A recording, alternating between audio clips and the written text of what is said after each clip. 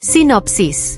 Pernikahan antara Anissa dengan Fikri yang hanya tinggal menunggu ijab kabul, harus kandas dan berantakan dikarenakan Fikri harus bertanggung jawab atas perbuatannya pada Najwa saat itu juga. Najwa yang merupakan sepupu dari Anissa sendiri, rela bermain licik demi mendapatkan Fikri yang sudah menjadi calon suami orang lain. Prahara tersebut mengakibatkan ayah Anissa menghembuskan nafas terakhir karena syok berat dan menyebabkan retaknya hubungan antar keluarga.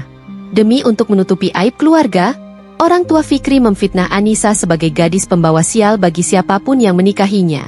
Ditambah lagi tudingan masyarakat yang masih percaya akan sebuah mitos, menjadikan lengkap sudah penderitaan Anissa. Bab 1. Bak Anissa ayu tenan, sumpah. Puji Dewi yang kini sedang memandang takjub dan tak henti-hentinya mengerjapkan matanya mengagumi kecantikan gadis di depannya dengan balutan baju pengantin. Pengantin yo ayu tuh. Wai. Mana ada pengantin jelek? Kamu itu loh. Ono-ono wae, jawab Anissa dengan logat Jawa medok. Seraya tersipu malu mendengar pujian dari gadis di depannya. Dewi, seorang gadis yang cacat di bagian kaki sejak lahir. Tiap harinya selalu berada di rumah Anissa tatkala Anissa pulang dari pesantren. Walaupun rumahnya tak jauh dari rumah Anissa, rasanya ia enggan pulang. Umurnya beda jauh dengan Anissa. Ia sudah dianggap Anissa sebagai seorang adik. Walaupun cacat dengan berjalan kakinya yang satu ditarik, tetapi jiwa belajar ilmu Al-Qur'annya sangat tinggi. Bahkan, ia punya cita-cita menjadi seorang hafidzoh. Lhayo pancen bedokok. Seko biasa nih. Aura kecantikan Mbak Nisa saat ini sungguh luar biasa. Berpendar kemana-mana. Bener ora, cah gendut, gemoy? Canda Dewi lagi dengan mencolek bagian bokong keponakannya Anissa, Vivi, yang kini juga sudah dirias untuk menjadi pengapit pengantin Anissa di pelaminan. Iyo, jawab Vivi dengan gurat wajahnya yang lucu. Bocah kelas 2 SD tersebut terlihat montok dengan balutan baju ala pengantin kecil dengan gelung di sanggul. Semua orang yang melihatnya nanti pasti akan semakin gemas jika Vivi berjalan dengan tubuh gendutnya. Pasti megal-megol bak angsa berjalan dengan bagian bokong yang tertarik ke belakang dengan dada membusung. Ditambah lagi pipinya yang cabi dan hidungnya yang terlihat pesek, bikin gemas semua orang dan ingin mencubitnya. Tok-tok. Pintu diketuk oleh Mak Salamah, ibunya Anissa. Beliau ingin melihat apakah putrinya sudah siap keluar kamar untuk ijab kabul di hari pernikahannya dengan Akbar Maulana Fikri, kekasih hatinya. Anissa dan Fikri sudah menjalin cinta selama 3 tahun. Meskipun keduanya menimba ilmu di pesantren, kedua keluarga sudah saling setuju. Dan kini hari spesial yang telah dinantikan segera tiba. Westu, guyonan wae awet mau, wai. Ayo endang metu. Mak Salamah mengajak putrinya keluar kamar untuk menuju ruangan yang sudah disediakan untuk melaksanakan ijab kabul. Duh yang lagi bahagia mau lihat sang pangeran. Goda Dewi tak berhenti dari tadi hingga membuat pipi Anissa merah merona. Rasanya malu walaupun dengan Dewi yang notabene bisa jadi sahabat serta adik. Apa Kang Fikri sudah datang? Mak? Tanya Anissa lembut dengan sedikit malu. Karena pasti akan segera direspon oleh Dewi dengan godaan dan candaan yang membuat dirinya tambah malu. Tuh, kan? Cie-cie, yang sudah nggak sabar bertemu dengan pangeran berkuda. UPS, maksudnya Kang Fikri. Dewi mengatupkan bibirnya kemudian menutupinya dengan kelima jarinya. Matanya masih melirik pada gadis ayunan manis si kembang desa, Haurunisa Fatimatus Zahra. Sudah tuh, wai, jangan digoda terus. Nanti pengantinnya nggak bisa lihat jalan saking malunya. Sudah hampir jam 8 ini, pasti Fikri sedang dalam perjalanan dan hampir sampai. Ayo cepat keluar, semua tamu undangan sudah menunggu dari tadi. Mak Salamah segera menghampiri di mana putrinya masih terduduk. Ayo, enduk, emak bantu. Kamu juga tuntun Anissa yo, wai. Perintah Mak Salamah pada Dewi agar segera bergegas membantu Anissa berdiri. Kemudian dijawab Dewi dengan anggukan. Vivi nanti di belakang kami ya. Jalannya. Bak Dewi sama emak mau menuntun Bulek Nisa biar gak jatuh jalannya. Ceramah Dewi agar Vivi tak menangis kalau ditinggal jalan duluan. Namanya juga anak kecil. Kalau tidak diberitahu pasti tidak akan mengerti. Bocah gemoy tersebut menganggukkan kepalanya dengan cepat. Ia tahu kalau buleknya itu pasti susah berjalan karena memakai tapih jarik yang terasa sempit. Juga hias sigar di bagian kepala yang terasa berat. Mak Salamah keluar kamar menuntun putrinya di sebelah kiri Anissa. Sedangkan Dewi di sebelah kanan, meskipun ia berjalan dengan kaki kanan yang serasa ditarik. Tak peduli jalan yang susah untuk dirinya, Asalkan ia bisa menemani Anissa di hari bahagianya. Sebisa mungkin Dewi akan mengawal Anissa sampai sah menjadi milik Fikri. Semua tamu memandang dengan penuh takjub karena kecantikan yang terpancar dari wajah Anissa. Pakaian pengantin berwarna putih adat Jawa dengan siger di kepala dan tetap berhijab untuk menutupi auratnya di bagian kepala. Juga atasan kebaya yang panjang sampai mata kaki yang menutupi bagian bawahan jarik yang terasa sempit. Meskipun begitu, aura yang tercipta dari rasa bahagia semakin menambah kecantikan Anissa. Kini kembang desa yang selalu jadi incaran para pemuda desa akan segera disunting oleh pemuda beruntung bernama Fikri dan akan segera menjadi halal atas dirinya. Sudah tak ada alasan lagi untuk menolak pinangan dari siapapun pemuda yang menginginkan Anissa untuk menjadi istrinya, karena hari ini semua mata akan menjadi saksi pernikahannya di hadapan negara dan agama.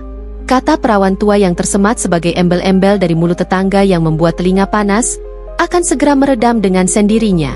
Bagaimana tidak? Sudah puluhan pemuda yang meminang Anissa selalu ditolaknya dengan alasan ia belum siap untuk berumah tangga.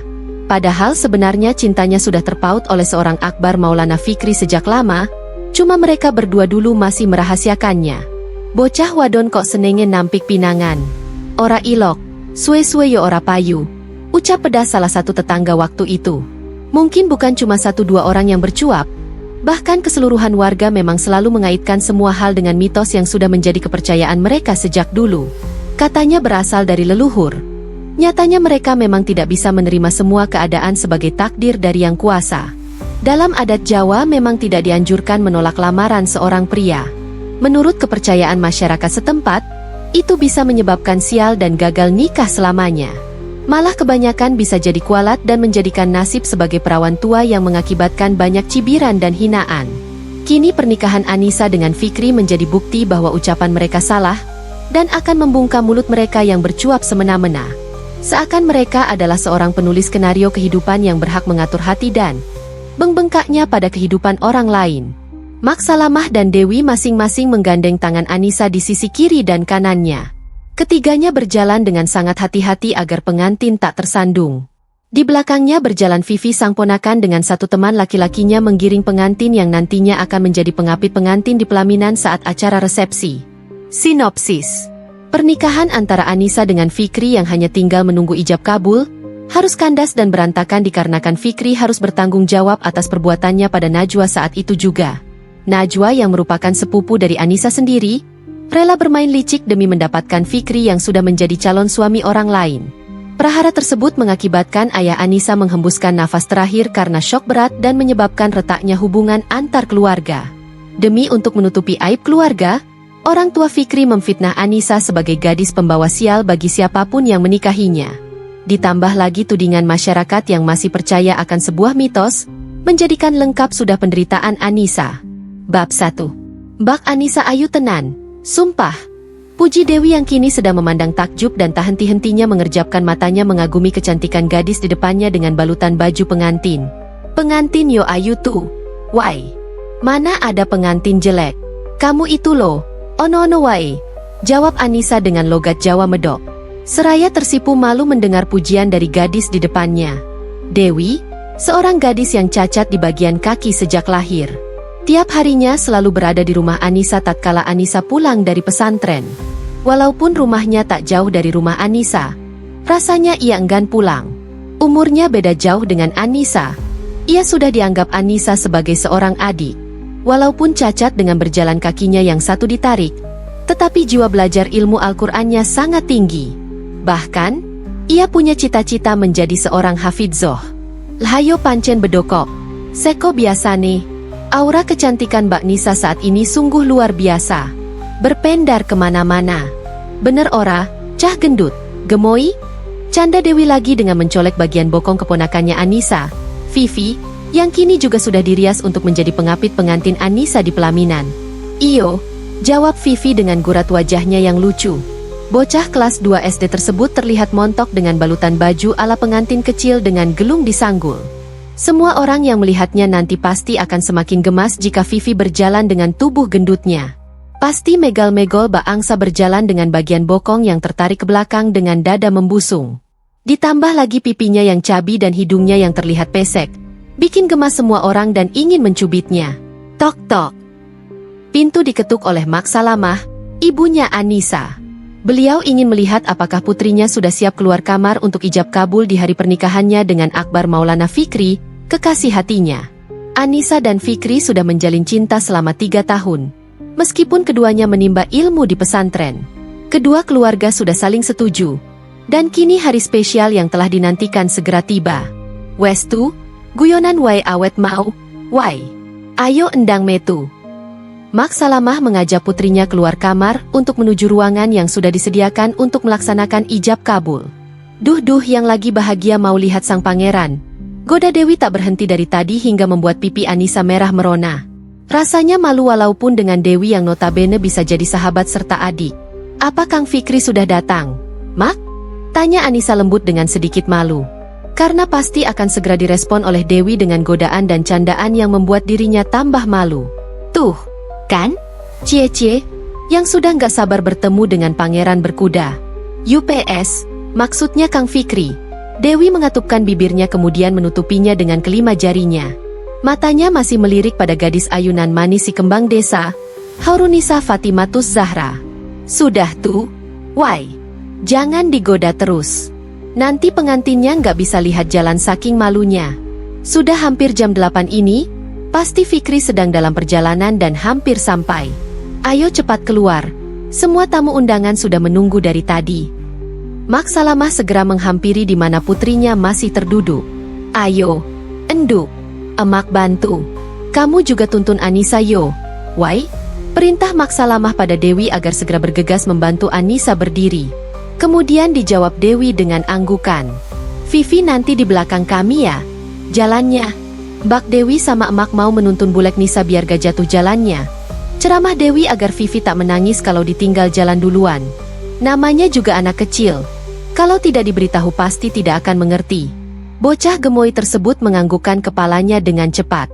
Ia tahu kalau buleknya itu pasti susah berjalan karena memakai tapih jarik yang terasa sempit. Juga hias sigar di bagian kepala yang terasa berat. Mak Salamah keluar kamar menuntun putrinya di sebelah kiri Anissa, sedangkan Dewi di sebelah kanan, meskipun ia berjalan dengan kaki kanan yang serasa ditarik. Tak peduli jalan yang susah untuk dirinya, asalkan ia bisa menemani Anissa di hari bahagianya. Sebisa mungkin Dewi akan mengawal Anissa sampai sah menjadi milik Fikri. Semua tamu memandang dengan penuh takjub karena kecantikan yang terpancar dari wajah Anissa. Pakaian pengantin berwarna putih adat Jawa dengan siger di kepala dan tetap berhijab untuk menutupi auratnya di bagian kepala. Juga atasan kebaya yang panjang sampai mata kaki yang menutupi bagian bawahan jarik yang terasa sempit. Meskipun begitu, aura yang tercipta dari rasa bahagia semakin menambah kecantikan Anissa. Kini kembang desa yang selalu jadi incaran para pemuda desa akan segera disunting oleh pemuda beruntung bernama Fikri dan akan segera menjadi halal atas dirinya. Sudah tak ada alasan lagi untuk menolak pinangan dari siapapun pemuda yang menginginkan Anissa untuk menjadi istrinya. Karena hari ini semua mata akan menjadi saksi pernikahannya di hadapan negara dan agama.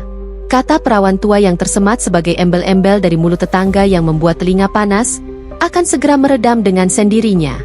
Bagaimana tidak? Sudah puluhan pemuda yang meminang Anissa selalu ditolaknya dengan alasan ia belum siap untuk berumah tangga. Padahal sebenarnya cintanya sudah terpaut oleh seorang Akbar Maulana Fikri sejak lama, cuma mereka berdua dulu masih merahasiakannya. Bocah wadon kok senenge nampik pinangan. Ora ilok, suwe-suwe yo ora payu. Ucap pedas salah satu tetangga waktu itu. Mungkin bukan cuma 1-2 orang yang bercuap, bahkan keseluruhan warga memang selalu mengaitkan semua hal dengan mitos yang sudah menjadi kepercayaan mereka sejak dulu. Katanya berasal dari leluhur. Nyatanya mereka memang tidak bisa menerima semua keadaan sebagai takdir dari Yang Kuasa. Dalam adat Jawa memang tidak dianjurkan menolak lamaran seorang pria. Menurut kepercayaan masyarakat setempat, itu bisa menyebabkan sial dan gagal nikah selamanya. Malah kebanyakan bisa jadi kualat dan menjadikan nasib sebagai perawan tua yang mengakibatkan banyak cibiran dan hinaan. Kini pernikahan Anissa dengan Fikri menjadi bukti bahwa ucapan mereka salah, dan akan membungkam mulut mereka yang bercuap semena-mena.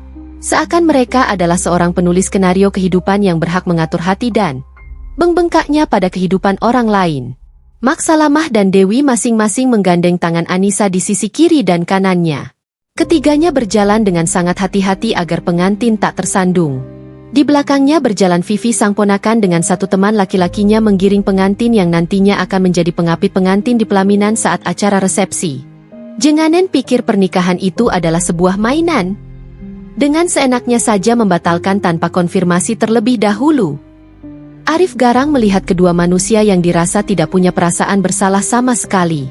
Kami mohon maaf sekali, Pak Haji. Karena harus tiba-tiba membatalkan pernikahan ini, jelas Darso dengan ketakutan melihat wajah garang Arif yang seakan ingin menelannya bulat-bulat. Berikan kami alasan mengapa pernikahannya harus batal. Haji Maimun masih mencoba untuk berdamai dengan hatinya. Meskipun kini sebenarnya beliau tidak terima, karena merasa telah dipermainkan.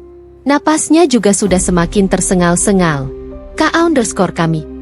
Darso terlihat sangat bingung dan takut, juga gugup. Kami tidak mau anak kami mati sia-sia karena Anisami, ucap Romlah dengan lantang. Namun, segera mulutnya dibungkam oleh suaminya. Jangan katakan yang sebenarnya, Bu.